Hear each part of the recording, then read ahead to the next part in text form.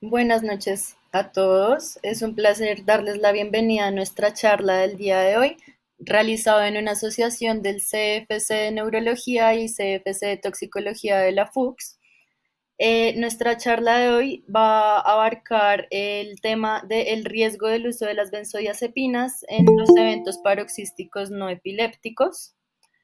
Y estamos muy afortunados de contar con la presencia de dos destacados expertos en el tema, que son el doctor Jean-Paul Vergara, neurólogo epileptólogo y coordinador del Servicio de Neurología del Hospital Infantil de San José, y la doctora Olga Melo, toxicóloga clínica, también coordinadora del Servicio de Toxicología del Hospital de San José. Adicionalmente, queremos agradecer a nuestros moderadores y a los miembros del CEP que con su dedicación y esfuerzo pudieron realizar esta charla, Natalia Pérez, Jessica Pinzón y José Palomino, y pues esperamos que esta charla sea de gran utilidad e interés para todos ustedes. Vamos a dar inicio en este momento. Listo, listo, muchas gracias, Sofía. Bueno, entonces vamos a dar inicio con la charla. En primer lugar, lo que quisiera hacer es hacer un énfasis en por qué decidimos hablar sobre este tema. Entonces, los episodios paroxísticos no epilépticos son situaciones con un impacto significativo en la calidad de vida de quienes los padecen, además de implicar también altas tasas de discapacidad, aumento en la consulta de urgencias y problemas psicológicos, pues que van a estar desencadenados por estos. Es por esto que su diagnóstico en el servicio de urgencias es de vital importancia, especialmente el poder diferenciarlo de una crisis epiléptica, pues entre el 20 y 30% de los adultos a los que se les diagnostica epilepsia, se les hace este diagnóstico de forma incorrecta, tratándose entonces de otras situaciones como los EPNES y manejándose pues farmacológicamente como tal, llevando efectos secundarios no deseados por el uso de medicamentos como las benzodiazepinas, que son el objeto de esta charla, en situaciones en donde no están indicadas. Entonces, lo primero que debemos aclarar es la definición de una crisis epiléptica. Esta se va a definir como la aparición transitoria de signos y síntomas debido a una actividad neuronal anormal, excesiva o sincrónica en el cerebro. A diferencia de un evento paroxístico no epiléptico, que se va a definir como cualquier evento conductual, experiencial o motor que se parece a una crisis epiléptica, pero que no muestra descargas cerebrales eléctricas epileptiformes en el videoelectroencefalograma. En cuanto a su epidemiología, la incidencia de los EPNES se estima entre 1.4 y 4.9 por cada 100.000 personas al año y la prevalencia entre 2 y 33 por cada 100.000. Su aparición es más común entre la segunda y la cuarta década de la vida, siendo más frecuente en mujeres en una proporción de 3 a 1 durante sus años reproductivos. Y la latencia desde la manifestación inicial hasta que se realiza el diagnóstico es de aproximadamente 5 a 7 años. Entonces, hay múltiples factores que están asociados a los EPNES. Estos factores van a interactuar en diferentes momentos como precipitantes, predisponentes o perpetuadores. En cuanto a los predisponentes, tenemos experiencias de vida como lo son el abuso infantil, el abandono infantil y la disfunción familiar. En cuanto a los factores precipitantes, podemos ver los déficits neuropsicológicos como principales, como la lexitimia o la disfunción ejecutiva, entre otros. Y por último, como factores perpetuadores, actúan algunos aspectos como el aislamiento, el estrés crónico e incluso un diagnóstico erróneo o tardío. Además de esto, cualquier comorbilidad, ya sea neurológica o psiquiátrica, también va a tener un efecto en la presentación de las crisis. En cuanto a la semiología, entonces podemos diferenciar una crisis epiléptica de un EPNE en algunas características. Entonces, las que caracterizan a la crisis epiléptica son un inicio súbito, una duración de menos de 2 minutos. En cuanto a una crisis tónico-clónica, vamos a ver que es una secuencia de síntomas que va a tener una fase de postura tónica seguida de una fase clónica con algunos movimientos corporales rítmicos. En las crisis epilépticas, los ojos suelen estar abiertos con la mirada directa o desviada y la duración media del estado posictal después de una tónico-clónica bilateral va a ser de 45 minutos aproximadamente. También nos describen en este estado posictal un patrón de respiración profundo, ruidoso y regular. En cambio, en los EPNES lo que vamos a ver es una actividad discontinua en la que el paciente va a parar y va a seguir irregular y usualmente asincrónica. Vamos a ver movimientos de la cabeza de lado a lado, empujes pélvicos, posturas opistotónicas, tartamudez, llanto Una duración va a ser, y tal, va a ser más prolongada, mayor a 5 minutos aproximadamente, y vamos a tener el cierre de los ojos. Entonces vamos a ver algunos videos de las crisis. Entonces, en este video el paciente pues está despierto, súbitamente empieza a hacer automatismos manuales, predominantemente de la mano derecha. Después, como estamos viendo, empieza a hacer automatismos linguales. En la expresión del paciente, pues aparenta como si él tuviera algún tipo de sensación, por lo que como vemos intenta agarrarse la ropa, que también es otro signo de automatismo. Empieza a realizar clonías del miembro inferior izquierdo. Tiene giro cefálico forzado y, aunque la crisis no se generaliza, cumple con signos semiológicos de una crisis ictal.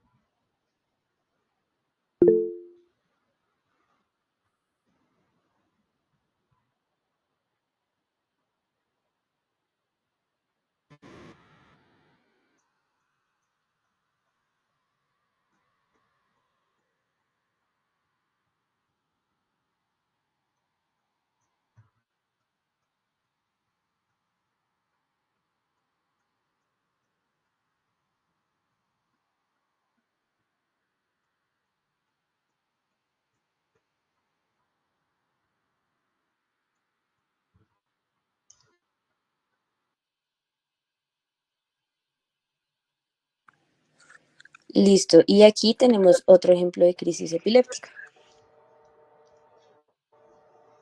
Ahí está grabando esto. Son dos bicis. La otra ya la tiene y si lo suponen a girar en el otro computador, de pronto ese video está viendo la serie de la otra chiquilla. No,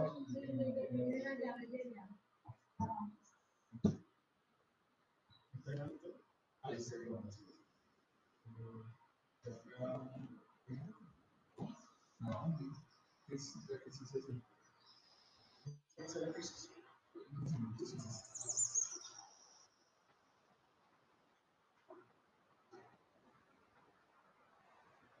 En esta pues también podemos ver algunos automatismos linguales de la paciente.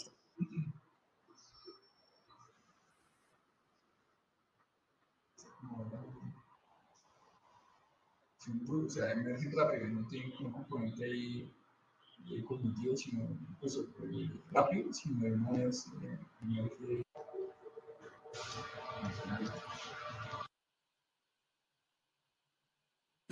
Listo, ahora vamos a ver los videos de los EPNES.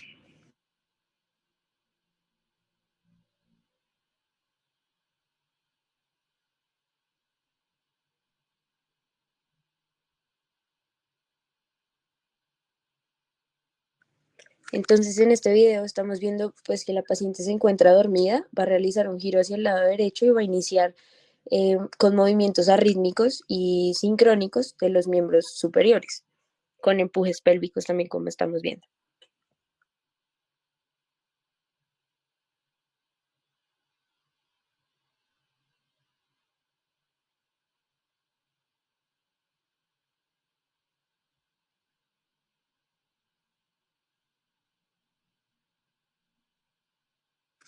Y ahora el segundo ejemplo de un EPNES.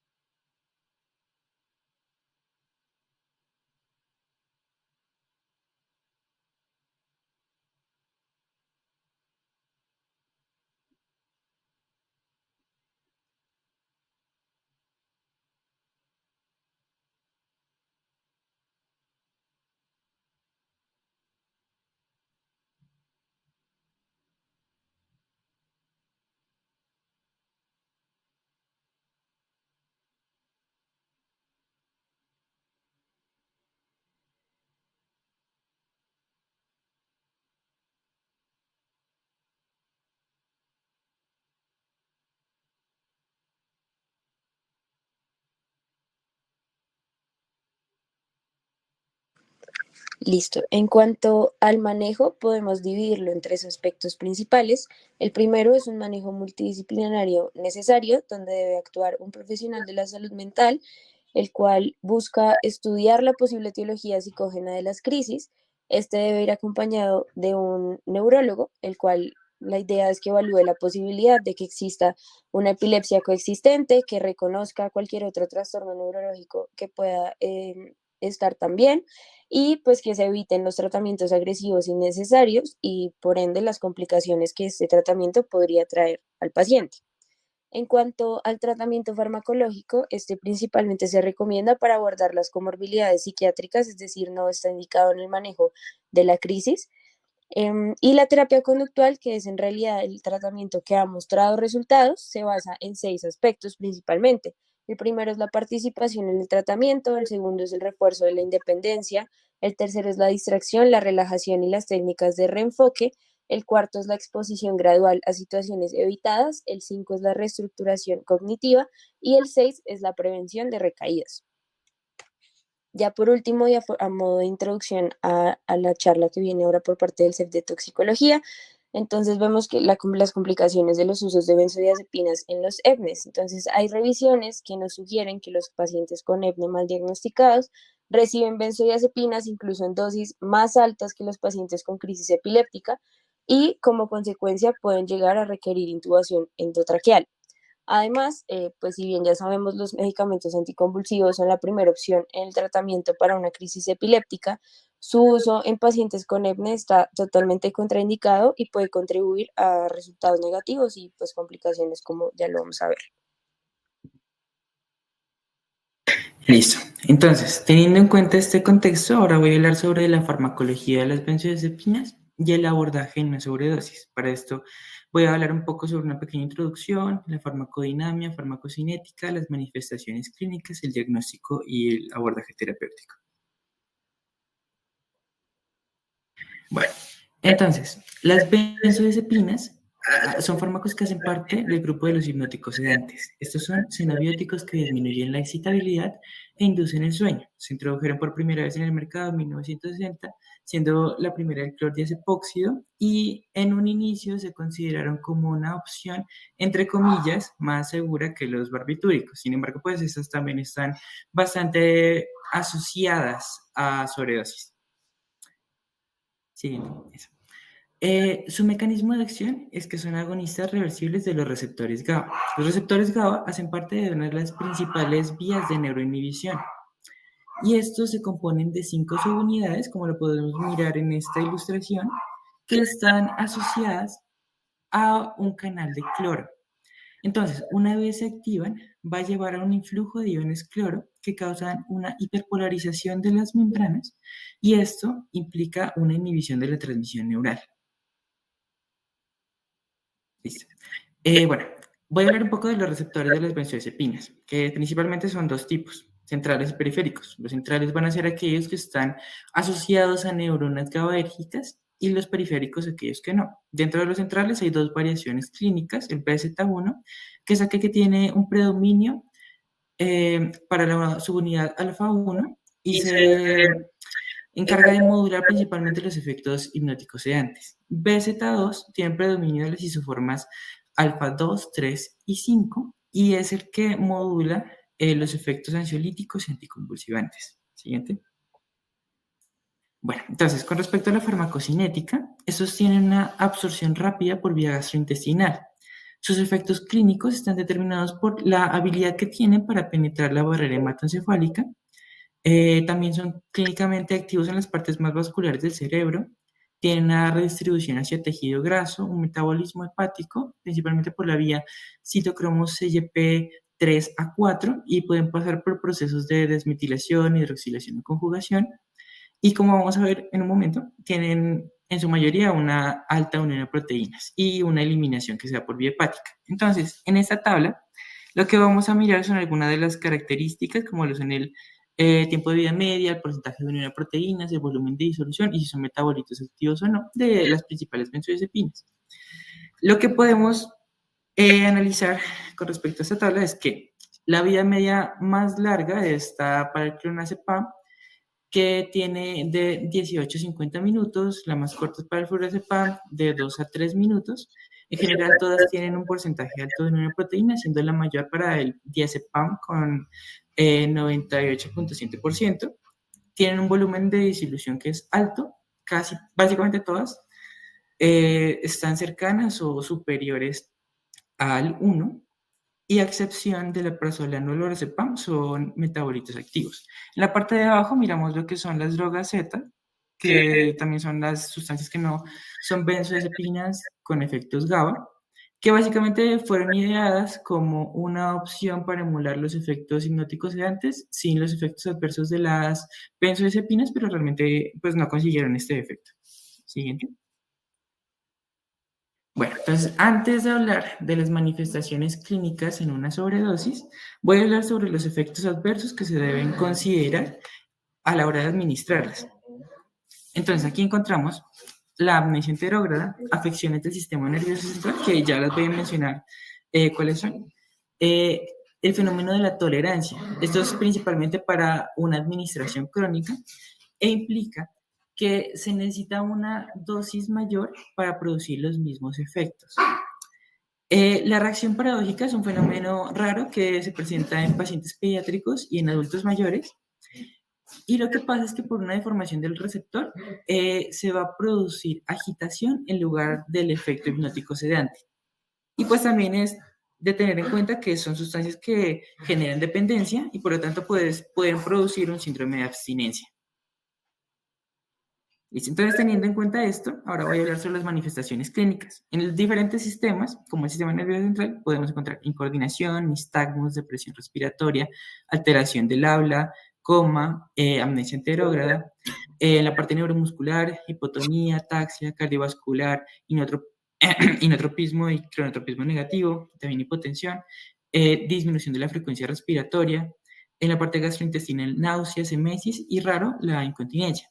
Pero aquí hay algo que tenemos que tener en cuenta y es que la sobredosis va a cambiar bastante dependiendo de la vía de administración. Un paciente que tiene una sobredosis oral se va a presentar comatoso pero con signos vitales relativamente normales. En cambio, un paciente con una sobredosis endovenosa, que pues, sería el caso específico que compete a la charla, va a presentar una depresión respiratoria que es potencialmente mortal. ¿Listo? Continúa. Bueno, entonces, en este caso en particular, como es un efecto iatrogénico y al conocer el fármaco que se administró, no se necesita realizar una prueba de detección, que sería más beneficiosa en pacientes en los que no se conoce exactamente cuál fue el fármaco administrado y en los cuales se quiere descartar de una intoxicación en conjunto con otras sustancias, principalmente los antidepresivos tricíclicos. Entonces, los paraclínicos que vamos a solicitar están determinados para encontrar alteraciones metabólicas y sistémicas. Entonces, podemos pedir electrolitos, enzimas hepáticas, función tiroidea, boom, creatinina, glucosa, gases arteriales y venosos y un análisis del fluido cerebroespinal. Bueno, entonces, el abordaje terapéutico. Tenemos que tener aquí en cuenta que la muerte de estos pacientes es causada por paro cardiorrespiratorio. Entonces, las dos cosas que tenemos que hacer al principio es, primero, vigilar y mantener la vía aérea. Esto lo hacemos administrando oxígeno suplementario, soporte ventilatorio de ser necesario y prevención de la asfixia. En segundo lugar está la vigilancia del estado hemodinámico. Y a partir de este punto, volvemos a tener en cuenta que es diferente si es oral a si es una intoxicación endovenosa. Pues en el caso, como ya he mencionado, que es respectivo a esta charla, una intoxicación endovenosa, el paso a seguir es la administración de un antídoto, que ya voy a hablar de eso. Pero voy a mencionar un poco de que en la parte de una intoxicación oral, se debe considerar el uso de carbón activado, esto pues dependiendo del tiempo que ha transcurrido desde la intoxicación y el beneficio versus el riesgo de broncoaspiración. ¿Listo? Bueno, entonces, el antídoto es el flumazenil. El flumazenil es un antagonista competitivo de las benzodiazepinas. Está en una presentación de una solución inyectable de 0.5 miligramos en 5 mililitros. La indicación es una sobredosis de benzodiazepinas que presente depresión respiratoria. Y algo que quiero aclarar, que lo mencionan dentro de las recomendaciones de la guía del ministerio, es que se recomienda, perdón la redundancia, en intoxicaciones iatrogénicas o en sobresedación de benzodiazepinas, que sería exactamente este caso. Las contraindicaciones está la hipersensibilidad a cualquiera de los componentes y una intoxicación mixta con antidepresivos tricíclicos. Bueno, y ahora, con respecto a cómo se administra, pues teniendo en cuenta cuál es la presentación, que es 0.5 en 5 mililitros, vamos a pasar un bolo inicial de 0.2 miligramos endovenosos. En el caso de ser un paciente pediátrico, es 0.01 miligramo kilogramo. Y si no hay una respuesta, vamos a pasar 0.3 miligramos con intervalo de 30 segundos a 1 minuto y titular hasta un máximo de 5 miligramos en adultos y 1 miligramo en niños. Los efectos adversos que tenemos que considerar son, primero, agitación intermitente, convulsiones, arritmias, y en pacientes que tengan traumatismo craneoencefálico, aumento de la presión intracraniana. Si no hay una respuesta después de esto, el paso a seguir sería terapia extracorpórea, principalmente la hemodiálisis intermitente. Y bueno, de forma de conclusión, pues quiero resaltar que es importante reconocer los riesgos que implica exponer a un paciente a una administración innecesaria de benzodiazepinas, y para esto se necesita realizar una correcta evaluación clínica que nos permita identificar un episodio paroxístico no epiléptico. ¿Listo? Muchas gracias por su atención.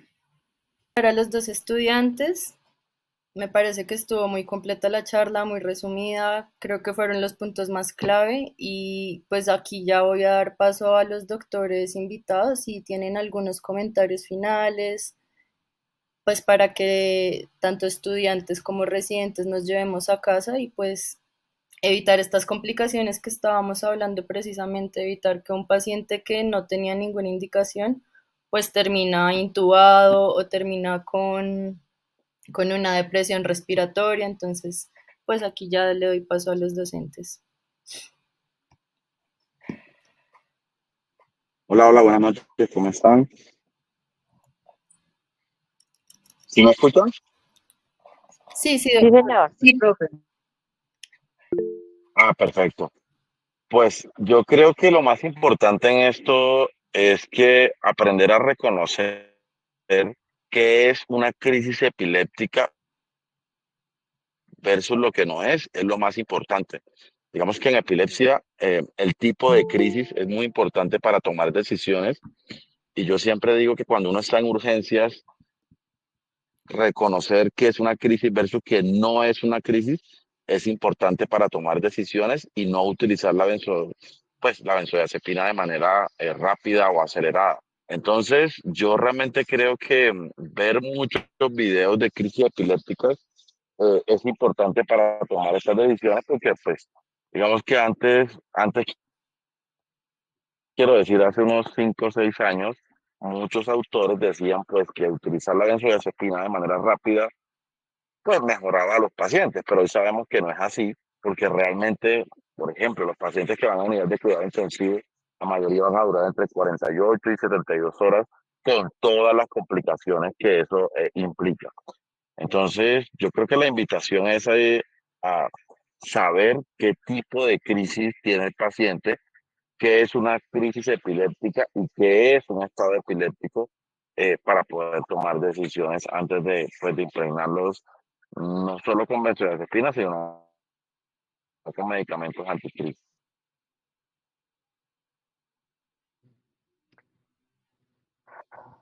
Doctor, muchísimas gracias. Sí, y hablando un poco de la intoxicación en caso que se presente, no es usual pues que veamos un paciente que presente una sobredosis de benzodiazepina por un uso no indicado. em, en- Así como de manera parenteral en un servicio pues médico de urgencias, que pues fácilmente uno puede reaccionar y tener a verdad y también vemos que están pendientes a cualquier sustancia, que están en urgencias y hemos tenido casos en donde se roban el medicamento del carro de paro y hemos tenido también sobredosis así, entre comillas, porque ellos son muy tolerantes. Pero la mayoría de los casos de intoxicación por benzodiazepina sí ocurren en un contexto de voluntario, en donde pues el paciente ingiere tabletas, una gran cantidad de tabletas, pero en general, por vía oral, los benzodiazepinas son seguras, tienen un amplio rango de toxicidad, entonces tiene que ser una gran cantidad de tabletas para de producir una depresión, un coma, que no se nos hace, ingirió algún otro medicamento que no te esto puede ser la de condensado en su mecanismo. Pero el contexto que nos compete hoy, sí, afortunadamente se cuenta con un antídoto en el cual se pueda reaccionar rápido e evitar asimismo una intubación con ventilación mecánica en el contexto de reanimación, que puede ser útil desde en ese momento, pero una razón de resaltar como datos durante que normalmente no se toca y pudimos desde los dos servicios, desde las dos especialidades, ver pues cómo se integran la neurología y la toxicología en muchos de nuestros pacientes y muchos también son diagnósticos diferenciales importantes. Entonces hay un reto diagnóstico también en este caso. Muchísimas gracias a todos y felicito a los estudiantes porque es muy buena la presentación. Creo que se captó el mensaje pues, de cómo orientar la conferencia. De verdad, muchas gracias y felicitaciones. Muchas gracias a ustedes, doctora y doctor Jean Paul, y también muchas gracias a los estudiantes por haber realizado esta charla. Esperamos encontrarnos en una próxima ocasión y recuerden que esta charla va a quedar grabada en nuestro canal de YouTube, tanto el canal de neurología como el canal de toxicología, para que si no pudieron unirse o tuvieron inconvenientes,